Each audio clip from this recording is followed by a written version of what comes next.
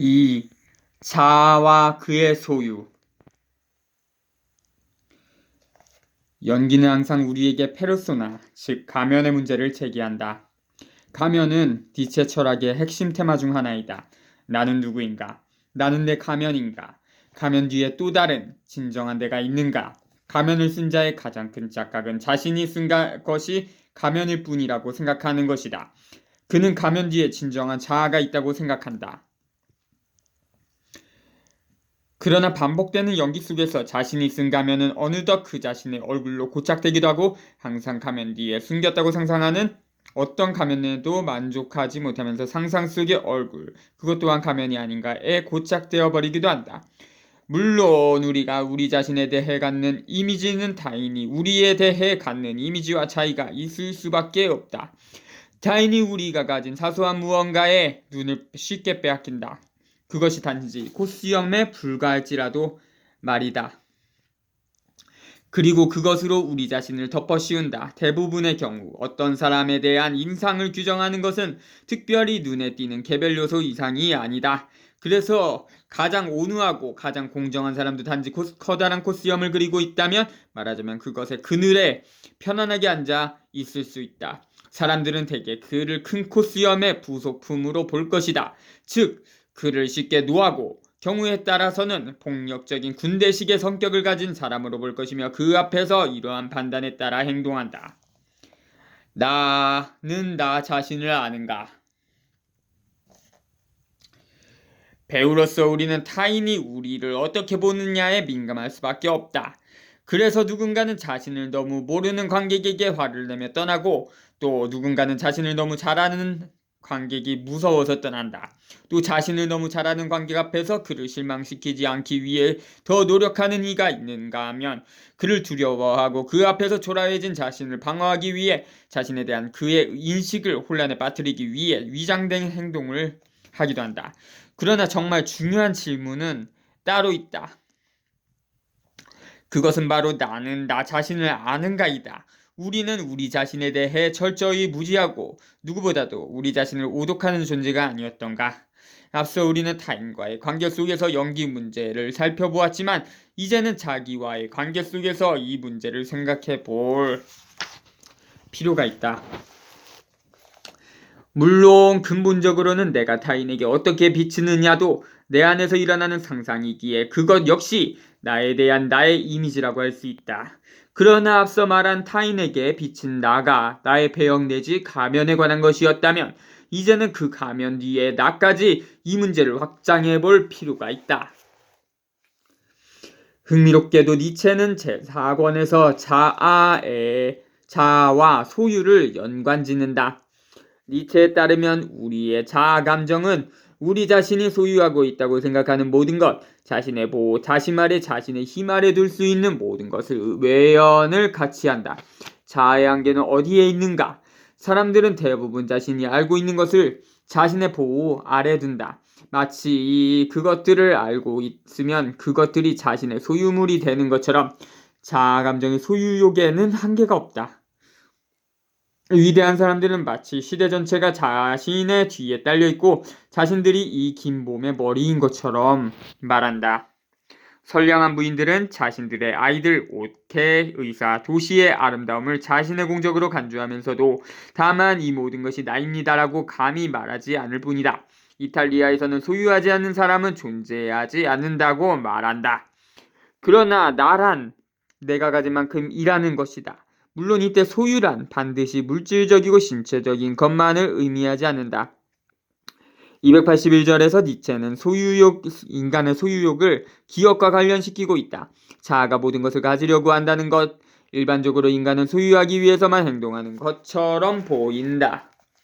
이러한 생각은 적어도 우리가 과거의 모든 행위를 통해 어떤 것을 소유하게 된 것처럼 간주하는 언어들에 나타나고 있다. 나는 말했다, 싸웠다, 승리했다는 말은 내가 지금 나의 말, 싸움, 승리를 소유하고 있다는 것이다. 이 경우 인간은 얼마나 탐욕스럽게 보이는지 과거조차 자신한테서 떼어놓지 않으면서 계속 소유하려고까지 하는 것이다. 나는 과거에 내가 한 말, 싸움, 승리 등을 다른 물질적, 신체적 소유물들과 함께 내 저장고에 갖고 있는 것처럼 생각한다. 그런데 그 저장고에 대한 이미지가 바로 나이다. 실제로 소유와 고유성은 어근이 같다. 그래서 형용사 에이겐튜물리치는 한편으로 소유와 소속을 가리키면서 또 한편 고유성 내지 특성을 뜻한다. 영어 property도 마찬가지다. 그런데 소유는 고유성과 연기, 위장, 가면의 문제를 함께 다루어 볼 만한 테마가 니체에게는 여성, 쌍가로 혹은 진리, 삶 스타일, 문체이다. 나는 이 테마를 대할 때마다 엘레나 포니아토프스카의 아주 짧은 소설 신의 프라도를 떠올리곤 한다. 그것은 어느 배우의 이미지를 사랑하던 한 남성이 그 이미지에 배반당한 후 그 이미지를 살해하는 사건, 그는 스크린을 찢었다에 대한 이야기다. 이 소설은 내게 연기하는 이꼴 화장하는 위장하는 여성, 그 여성의 이미지를 자기식으로 쌍가로 읽고 넘기겠습니다. 쌍가로에 각주 읽고 넘기겠습니다. 첫 번째는 이 작품에 난 여자들이 예쁘다고 생각했는데 생각이 나무 2002년에 수록된 짧은 소설이다. 두 번째, 나는 물론 자신을 꾸미는 것을 영원히 여성적인 것에 속한다고 생각한다. 그 여성의 이미지를 자기식으로 소유했던, 즉 자기 안에 가두었던 남성, 관객, 철학자의 관계를 잘 보여준다. 나는 어떤 것을 소유할 수 없다. 니체에게 여성은 남성이 그린 이미지에 따라 그것을 연기하는 존재로 그려진다. 남자들이 여성 이미지를 만들고 여자들이 그 이미지에 따라 자신을 만들기 때문이다. 연기하는 여성의 첫 번째 위험은 그 이미지에 고착되는 것이다.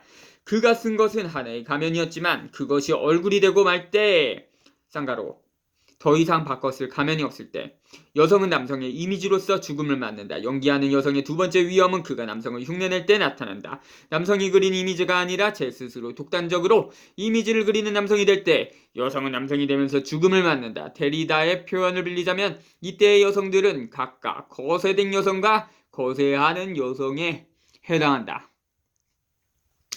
그러나 거세와 무관한 여성도 있다. 아니, 여성은 본래 거세와 무관하다. 거세는 남자의 문제이다. 니체가 생각하기에 여성 특유의 무술은 계몽이나 교육 반대편에 위치한다. 계몽되고 교육받은 여성은 본능으로서의 여성이 약화된 여성이다. 여성은 계몽되거나 교육될 수 없는 것 속에 큰 힘을 갖는다. 교육과 계몽은 남성적인 것이고 또한 독단적이거나 최소한 어설픈 것이다. 여성은 계몽과 반대편에 있는 자연, 본성, 계몽이 완전히 소유할 수 없는 자연이고 의지라고 할 수 있다.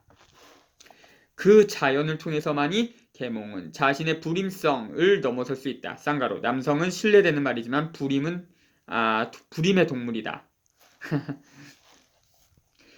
여성에게서 존경과 때로는 공포마저 일으키는 것, 그것은 남성의 자연보다 더 자연적인 그녀의 자연이며 이러한 것으로는 진정하게 맹수같이 교활한 유연함과 장갑 아래 숨겨진 호랑이 발톱, 이기주의의 단순함, 교육하기 어려운 속성과 내적 야성, 욕망과 덕성에서 이해하기 어려운 것, 폭넓은 것, 방황하는 것이 있다. 이와 같이 여러 가지 공포가 있음에도 불구하고 이 위험하고 아름다운 고양이인 여성에게 남성은 그 자신의 대상과 소유 내지 소속의 관계를 맺으려고 한다. 아무리 심오한 남성일지라도 그가 남성인 안에서는 그는 아시아적 본능을 갖고 있다. 즉 그는 여성을 소유물로서 열쇠를 잠가둘 수 있는 사유재산으로 파악할 수밖에 없다. 그러나 여성은 가두어지지 않으면 새처럼 날아가 버리므로 가두어 두어야 한다. 그것도 자물쇠로 꼭 채워서는 것이 똑똑한 남성의 깨달음일 수는 있어도 여러 겹의 동물인 고양이로서의 여성이 남성에게 소유될 수 있는지는 불분명하다. 아니, 불가능하다. 여성은 항상 거리를 두고 계속해서 각주 읽고 넘기겠습니다. 여성이야말로 온화한 겉모습을 연습하려고 해도 고양이 같아서 본질적으로 온화하지 못하다. 여성은 항상 거리를 두고 계속해서 미끄러져 나가는 유경성 같은 존재이기 때문이다. 오히려 여성은 남성의 성급함과 허영심을 이용한다. 이를테면 남성들은 여성을 부양하는 것으로 가부장의 책임을 떠맡는 식으로 자신의 허영심과 명예욕을 채우려 한다. 하지만 그것을 이용할 줄 아는 여성이 더 현명하다. 남성의 허영심과 명예욕을 활용해 그를 이용하고 부려먹을 줄 아는 여성 말이다. 여성들은 종속됨으로써 압도적 장점은 물론이고 지배권도 확보하게 될 것을 안다. 이들이 종속을 감내하는 것은 겸손해서가 아니다. 이는 최고 지배자의 영리하고도 냉혹한 요구이다. 참고로 데리다는 여기서 소유와 지배의 어떤 결정 불가능성을 발견했다.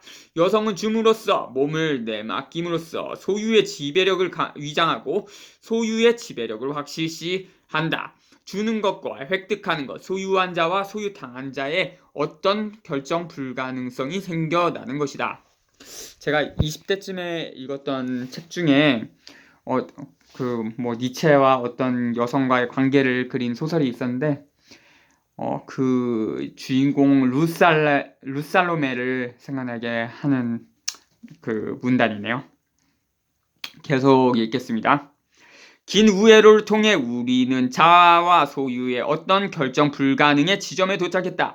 우리는 우리에 속하지만 속하지 않는 우리가 가졌다고 믿지만 역으로 우리를 가졌을지 모를 어떤 것에 대한 인식에 이른 것이다. 각주 읽고 넘기겠습니다. 니체는 철학자의 금욕주의에서 여성의 본능을 읽어내면서 소유와 지배 불가능성 문제를 언급하기도 했다. 철학자에게는 자기 안에서 자라나고 있는 모든 것에 대한 은밀한 사랑 때문에 기꺼이 금욕을 감내하는 일종의 모성 본능이 있다는 것이다. 철학자는 이 때문에 기꺼이 예속적 위치도 받아들인다. 철학자들의 표어는 소유하는 자는 소유당한다는 것이다. 그러나 이것은 내가 되풀이해서 말하듯이 덕에서 만족이나 소박함을 지향하는 훌륭한 의지에서 나오는 것이 아니라 오히려 그들의 최고 지배자가 이것을 그들에게 요구하기 때문에 영리하고도 냉혹하게 요구하고 있기 때문에 나온 것이다. 쌍가로, 나는 여기서 니체와 철학 사이에 제기된 소속과 소유의 문제를 다시 환기하고 싶다. 이 책 제1장 참조. 우리가 가면을 벗기면, 화장을 지우면, 옷을 벗기면 볼 수 있을 것이라고 믿는 그 어떤 것은 결코 우리 손에 잡히지 않은 채 계속해서 도망간다. 자물쇠를 채워 가두려고 하지만 그것들은 좀처럼 갇히지 않는다. 사라지지 않고 잡히지도 않으면서 그것들은 우리를 끊임없이 유혹하고 우리를 소유하고 우리를 지배할 수 있다. 그런데 과연 그것이 불행한 조건인가? 그것이 고통스러운 일인가? 자신이 아무것도 제대로 소유할 수 없다는 것을 알았을 때, 다시 말해 자신의 고유성이 불가능하다는 것을 알았을 때 그것은 고통스러운 일인가? 그렇다면 그는 사랑을 할 수 없을 것이다. 그 대신에 스스로 절망해 세계 또한 멸망으로 이끄는 파괴자가 될 것이다. 세계가 모두 멸망해버려라. 이 혐오스러운 감정은 최대의 시기심에서 비롯되는 것으로 이렇게 추론한다. 나는 어떤 것을 소유할 수 없다. 따라서 전 세계는 아무것도 가져서는 안 된다. 전 세계는 무여야 한다.